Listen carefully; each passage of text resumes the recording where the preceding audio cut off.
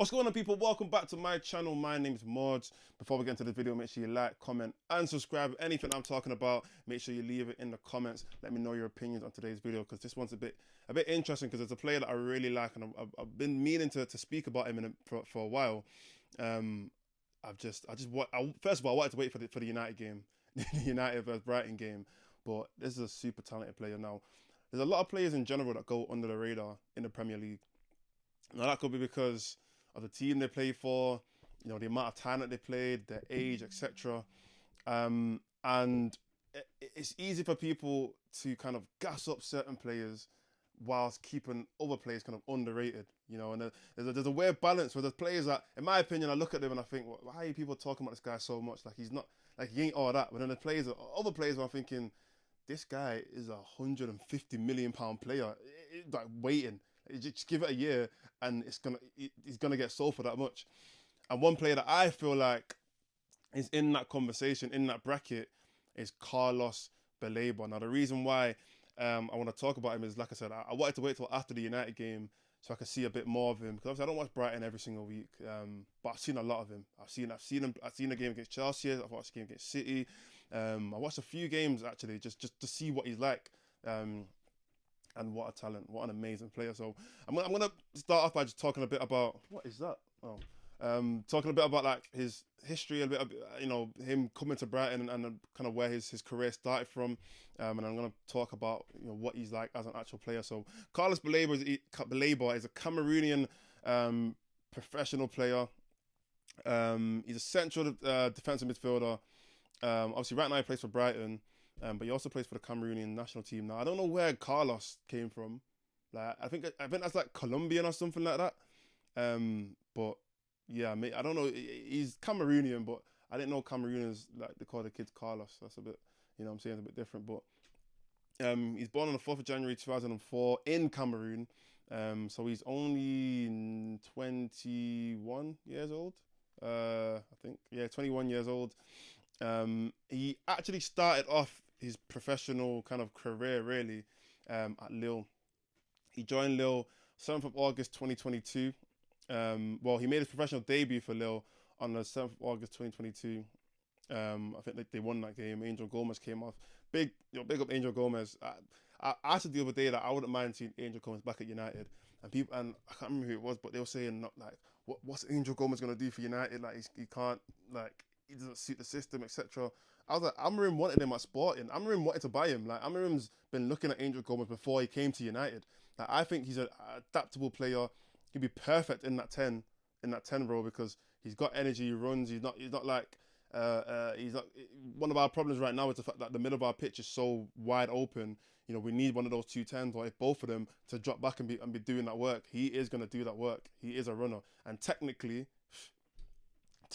Angel Gomez, I remember being in school watching Angel Gomez highlights. I ain't been in school in like 10 years. Like, I left school a long time ago. I remember being in school watching Angel Gomez highlights thinking, this guy is a wonder kid. Like, I think he was our youngest ever, like, debut. I think so. He debuted at like 16. He came off for Rooney. One of them, I can't remember what manager it was, but yeah, insane talent. But irrelevant. I'm talking about BELABA today. So yeah, he ended up moving. He didn't play a lot at Lille. In fact, I saw some stats. I think in the first season, he played 19 games, and I think he only started 5. In the second season, I think he only played 2 games, started 1 of them. So he was not playing a lot of minutes at Lille. But Brighton, I'm gonna talk about Brighton's scout department in a minute, but they saw something that nobody else saw. And this is what I was saying about at the start of the video. These talents that are just out there in the world, that they're just there. No one's really even invested in looking at them, and they're super underrated. And bear in mind, Brighton picked up BELABA 29th of August 2023, 2 years ago, last season, literally last season. At the end of last season, that's where they found BELABA. They weren't like growing him in the lab from 2016 or something. No, he just brought him like the other day. So it's not like, you know, he's had this talent the whole time. It's just nobody was really looking, and nobody really saw it or found it. Brighton, they know what they're doing. You know what I'm saying? So they brought him in 2023. They signed him on a 5-year contract for 27 million. And that's another thing that I think is important, because a lot of people feel like these unknown talents, if you're not getting them for cheap, you shouldn't get them. Like, oh, like I said before, he only played in the last season for Lille 2 games. There's no way a team like United or any of these other big teams would go and buy a player for 27 million if they've only played 2. Well, United probably would do that. Knowing United, they definitely do that. But 27 million for a player who you played 2 games is insane. You would never do that. You'd never see a team doing that or a big team doing that, because even though he might have a lot of potential, 27 million is a lot of money, you know, for a player that's not that experienced, playing at that level of football consistently. But Brighton, again, they just knew what they were doing. They saw the vision and it worked out. So they bought him for 27 million, I think with 3 million add-ons, so 30 million altogether. And they also got a 15% selling clause. Oh my gosh, they're going to make dough. They're going to make a lot of money on this guy. So yeah, he's been playing for Brighton for the past year, and he is one of their starting players. He is one of their main players. I think he started or played 19 games this season, started about 17. When you watch him, it's obvious why he has to start. He is genuinely, and I'm not even just saying this, one of the best talents in the Premier League. He gives me very like Moussa Dembele vibes. Anyone who knows about Moussa Dembele, Tottenham, back in like 2018 times, a lot of people talk about Dembele for being very strong, which he was. You know, he was what's the word, like, people didn't realize, you didn't realize how strong he was until you stood next to him and he did that to you and you couldn't move. I heard Defoe talk about it. I've heard Gerrard talk about it. Rio Ferdinand talk about it. A player like Dembele, who he could just do whatever he wanted on the pitch. You know, he was that kind of midfielder. Belabba gives me them kind of vibes. He is strong, but in terms of just being able to just take the ball, you know, quick turn, quick feet, super press resistant. He can find the pass anywhere on the pitch, long range, short range. He can drift through players, you know, carry the ball up and down the pitch. He's an all-round complete midfielder. All-round complete midfielder. And considering he's 21 years old, I mean, I don't know what more to say. I mean, I read here that he grew up idolizing players like Pogba, Kevin De Bruyne, Thiago Alcantara. Look at the type of plays that he's modeled his game after, and then go and watch him and you can see it. You know, I literally made a video yesterday. Well, I made it a while ago, but I uploaded it yesterday on the top 10 most technically gifted footballers that I've seen in my life. Pretty much post 2000. And, well, I didn't put De Bruyne in the list, but Pogba made the list. Thiago made the list. Dembele was an honourable mention. Kevin De Bruyne probably is an honourable mention. I just didn't want to put him in the list. I was just being salty. I had a couple of City players already in there, so I just kind of left him out. But other players, you know, that were in that list, play like Moussa Dembele, he was an honourable mention. Players like Santi Cazorla, who else was in that list? I had Fabregas, Jack Wilshere. Go and watch the video. Just go and watch that video. Literally the last video I uploaded about technically gifted players. A lot of them are mainly like midfielders, but it's that kind of style of play that Belabba has. You know, it's like that Busquets kind of. Busquets is a big shout in it because he's, in my opinion, probably the greatest DM, or one of at least the greatest DMs ever. But his game is kind of so simple. He just makes it look easy. Like for other players, it looks difficult. You know, trying to do what he does, but one touch can just take two or three plays out of the game. You know, one touch and you know a few dribbles, he's drifted past two, 3, 4 players, and he's created something out of nothing. You know, and I want to really talk about Brighton's talent pool. I mean, Brighton over the past like 3-4 years have been insane talent now. Players like these are some of the players that Brighton have sold over the past like 3-4 years. Caicedo, 116 million to Chelsea last season. Cucurella, 65 million to Chelsea again 2 years ago. Ben White to Arsenal, 58 million. That was 3 years ago, 2021, 2022. McAllister, 42 million. Big player for Liverpool right now. I'm talking about super valuable player for them. If they were going to sell him right now, he's at least 70 million because of how valuable he is to that team. They sold him last season. Basuma to Tottenham, 29 million. Another player, he's probably gone up a little bit. In fact, the way Tottenham are playing right now, it probably hasn't. You know, Tottenham have been terrible.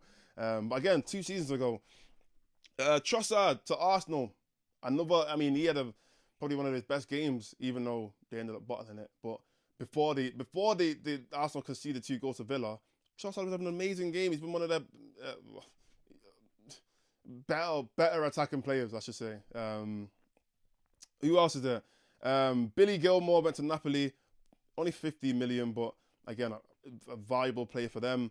They've had Pascal Grob, Crystal, I don't know how to pronounce his second name. Is it Grub or Grow or whatever? Again, one of their best players last season. Sold him off to Dortmund. They've had a bunch of other players that I could probably go into. And even when you look at their team now, they've got players like Mitoma, they've got Minter, Evan Ferguson. Last season, Evan Ferguson, people were talking about he's a £100 million player. If United were to go for him last season, we were going to have to pay at least 80, 90 million, probably in the 100 million mark to get Evan Ferguson. And to be fair, now his price has probably gone so far down, it's insane because he's obviously not playing a lot. But let me... Actually, no, I can't change that. But yeah, he's another player. João Pedro, another player whose value is probably really high. Who else have they got?